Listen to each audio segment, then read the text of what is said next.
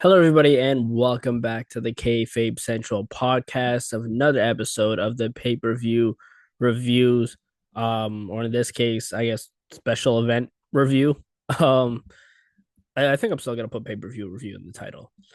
But yeah, welcome back to another pay per view review. We're going over Saturday night's main event 39 that happened last night. I was gonna record this like right after the event, which I normally like to do, but last night I was just out of it, honestly. And I was like, I need to relax tonight and I'll get this out the next day, which is what I think I did with the backlash. I don't know if I'm doing that tonight with Double or Nothing and Battleground, but it will be a combined episode. I'm gonna put that into one episode instead of just doing like two separate ones. So stay tuned for that. So yeah, the first of two podcast reviews and the first of three event reviews. So yeah, it was a pretty decent card. It was an okay card. Um my dog is barking. I gotta close my window. All right. We are back. So yeah, before we get into it, a little bit of self promo as always. Make sure you subscribe to the channel, hit the like button, hit the notification bell so you're up to date with all the podcasts, interviews, and all that good stuff that comes to the channel. Make sure you subscribe to the Ko-Fi page. I said I was gonna have content coming there this week, but there's just been so much wrestling this week and so many things I have had to do. Like I even missed the headlines of the week podcast this week again. And yeah, I'm not very proud of that. I kind of kicked myself for that a little bit, but there was just so much that I had to keep up with. So I do think that next week it'll open up a little more because I don't think we have any pay-per-views or anything next week. So yeah, I'll definitely get some content to you guys up on the Ko-Fi page in the next coming week. So make sure you subscribe to that. It'll help me out a little bit. Speaking of helping me out, if you plan on buying anything from WWE Shop, go ahead and use my WWE Shop link. It helps me out. It unfortunately doesn't give you a discount, but it helps me out when you're buying something from WWE Shop using my link. But let's get into this Saturday night's main event review. Uh, yeah, this is the match order here. So we kicked it off with a tag team match: Seth Rollins and Braun Breaker versus Sami Zayn and CM Punk. So like the match itself, I don't want to say it was forgettable because like we did have a moment here, which I'm gonna talk about like just now. But the match itself was fine, and that's honestly the theme of this entire card. With all the matches on this card, it's just gonna be this match was fine because it was an okay show at best. It honestly just felt like a glorified episode of Monday Night Raw. And yeah, the match itself was fine. It wasn't terrible. It wasn't good. I think there was a cool spot with like Braun Breaker jumping onto like I think it was like Punk or Zayn. I can't remember which one, but that was pretty cool. But I love Braun Breaker. I love all four of these guys. But the main point of this match was the interference from Bronson Reed, who was injured and he was written off TV for a while. And now he's back and he is aligning with Seth Rollins, Paul Heyman, and Braun Breaker. Um, we were wondering when the third guy was gonna show up. I didn't think that they were gonna reveal the third guy here. I think I mentioned that on the podcast, the predictions side of things, that don't expect them to reveal the third guy here, but they actually went ahead and revealed it. And I did not have Bronson Reed on my bingo card. And because I said that I don't think that this faction needs another muscle because they have Braun Breaker, but they went ahead and did it anyway with Bronson Reed. And honestly, I like the addition of Bronson Reed. I think this can be really cool. I'm a fan of Bronson Reed. I think he's good, and yeah, he's a good addition to this.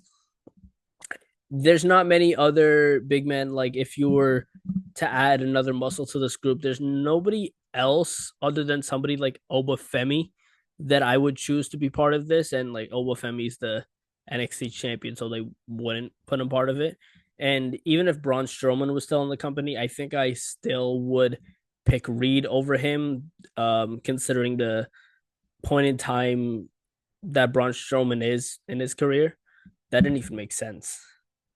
The where Braun Strowman is in his career right now, um, I wouldn't see him fitting in with this faction. So I think Bronson Reed is a perfect addition to this, and yeah, I like it a lot. Not much else to say about that. We just have to see where this goes. The second match we had was the Women's United States Championship match between Zelina Vega, the champion, versus Chelsea Green. Zelina Vega retained by pinfall. This match I didn't really enjoy, and I found myself doing other things throughout this match. And it's not a knock against either of them. I love Zelina Vega. I love Chelsea Green. This match just didn't feel good though, and it just felt really blah. Like this could have just been done on SmackDown. There, I didn't have this on the prediction side of things because they didn't announce it at that time in that like time frame.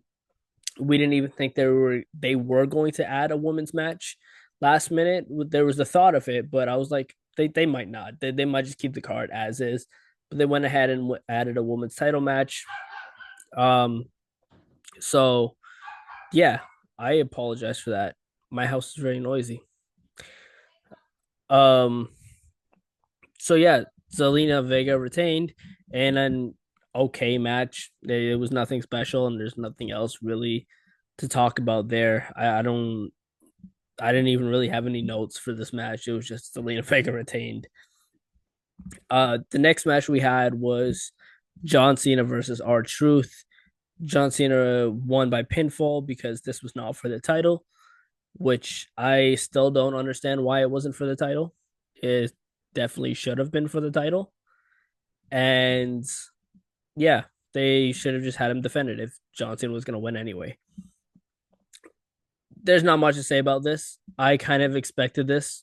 This match went almost exactly the way I thought it was going to. And shout out to Santi's app. I was watching his predictions videos, and he said it would be cool that if R-Truth came out in like John Cena gear and with all the colors and his music and stuff like that. And that's something I never even thought of. And then until he mentioned it, and then R-Truth did exactly that. So shout out to Santi's app for calling that. That was pretty cool. But yeah, John Cena picks up the win, and nothing really happens with it. The only main thing was John Cena looks like he's, coming to the realization, and, he hands the title that he was going to hit R-Truth with back to the referee. But then when the ref's back is turned, he hits R-Truth with a low blow and wins the match. And then after the match, he hits R-Truth with the title anyway. Um, and my sister just walked in the room. My house is like chaotic right now. This is not a good time to do a podcast. Um, but yeah, so John Cena picks up the win. There's not much else to say about that match. Next we had the steel cage match between Damian Priest and oh wow. I wrote Damian Priest versus Damian Priest on the website, and I didn't even realize that. Um I definitely have to change that. It was Damian Priest versus Drew McIntyre for the, not for anything, in a steel cage match. Wow, I didn't even realize I did that. Okay. Yeah, I I must have been distracted with something else. But yeah, Damian Priest beats Drew McIntyre in a steel cage match. And this was I'm not gonna say generic. It was a fine match. The biggest takeaway from this match is Jesse Ventura on commentary because there was a point where like he forgot Pat's name, and I found that pretty funny because he was talking about like how he was the first one to go from the commentary booth to in ring and then finish the show doing commentary. And then he was like, this guy, my broadcast partner, forgetting his name completely. And then it was like, oh, Pat thought he could, break my record or whatever, but I was the first to do it. And then he like kept talking over Lillian Garcia while she was doing the announcement for the match, and you could just hear Michael Cole like quietly telling him to like shut up. And that was uh that was pretty funny. And that was like the biggest like thing that I took away from this. And also the fact that he would not shut up about the fact that Damian Priest walked out of the cage to win this match, because he's like how can you just walk out of the cage, and he just kept going on and on about it and just kept repeating it like, oh, walking out of the cage is a wimp move, he can't be doing that. They're like, climb out of the cage or pin him. And yeah, he just kept going on about that. uh Walking out of the cage is interesting. I think I kind of like it because we don't see it often. And yeah, we haven't really seen a cage match end that way. And I honestly thought it was just going to be like a pinfall in the ring or something. But yeah, and from what I've seen, Drew McIntyre is being written off TV for a little bit because he's been wrestling hurt. Um, that's a report that I saw. I'll get more into that in like the headlines of the week when I do them. But yeah, that's unfortunate that he's hurt. Hopefully, it's not too serious and he's back soon because they do like Drew McIntyre, and I hope they do more with him. Um, but yeah, Damian Priest wins that. I don't know where they go with Damian Priest from here. If he feuds with Jacob Fatu again, if I don't see him feuding with John Cena, um, because now John is having a tag match in at Money in the Bank, which we're going to transition into here, because the main event was Jey Uso versus Logan Paul in a World Heavyweight Championship match. Jey Uso retained. John Cena tried to cost Jey Uso the match by coming out, dragging the referee out of the ring, laying out Jey Uso, but then Cody Rhodes returned and makes a save, takes out John Cena, takes out Logan Paul, and gives the referee enough time to crawl back in the ring, and Jey Uso hits the Uso splash and wins the match and retains the world title. And then after the match, Cody Rhodes challenged John Cena to a tag match, him and Logan Paul versus him and Jey Uso. Like Cena and Logan Paul versus Cody and Jey Uso. So yeah, that's interesting. I heard the rumors beforehand that John Cena was scheduled for a tag match at Money in the Bank. And yeah, this is apparently the tag match we're gonna get. I don't know how I feel about it, honestly. And I didn't expect Cody Rhodes to be back so soon because yeah, I didn't think he was gonna be back soon. I thought he was gonna wait a couple months, maybe like Night of Champions, like closer to SummerSlam time. So I don't know where they plan on going with this, but yeah, and I'm glad Logan Paul didn't pick up the win. I don't know if they plan on continuing Logan Paul versus Jey Uso. Um, and I also thought, and I could be mistaken, that Jey Uso was supposed to defend the title against Gunther at Money in the Bank, or is that happening at another event? Because I could have sworn they promoted Jey Uso versus or not promoted, but like mentioned that the winner of Jey versus Logan will face Gunther at Money in the Bank, unless that's happening at another event. I'm not 100% sure unless they're scrapping that idea and doing the match later. So Yeah, I am just waiting for Jey Uso to drop that title. And if he drops it back to Gunther, I wouldn't 100% be complaining because I enjoyed Gunther's reign a little bit more. I think he'd do more with that title. And yeah, but the end goal obviously is, in Paul Heyman's words, for Seth Rollins to win the world title. And I do truly believe that that is their end goal for this World Heavyweight Championship leading into next year's WrestleMania. So, yeah, that is Saturday night's main event. And let me know what you guys thought of this. Let me know in the comment section below what you guys thought on each match. I cannot stop looking at the fact that I put Damian Priest versus Damian Priest. And then the result is Damian Priest wins. um, so yeah, that's definitely something I have to go and fix now. But yeah, let me know your thoughts on Saturday night's main event. The next time I will be seeing you guys, as I said, is the combined episode of the AEW Double or Nothing pay per view and the NXT Battleground pay per view review. So, uh, yeah, that's all I have for Saturday night's main event. It was an okay show at best. It was nothing spectacular, and there was a couple things on here that were like notable and will advance storylines further. But most of it, if you missed this, I there's only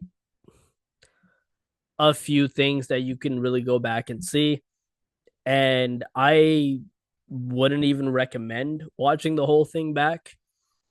So yeah, there's like a lot of it you can skim through. Even like if you watch the highlights, a lot of the highlights you can skim through. You're better off catching the stuff that happened on like TikTok or something like that, and that would be a you know better suited for your time. Because yeah, it's really not worth the watch back. So yeah, again, let me know what you guys thought, and make sure you subscribe, like, and comment. Hit the notification bell so you're up to date with all the videos, podcasts, interviews, and all that good stuff that comes to the channel. Make sure you subscribe to the Ko-Fi page. Check out my WWE shop link if you plan on buying anything from WWE shop. And I will see you guys in the next one. Take it easy.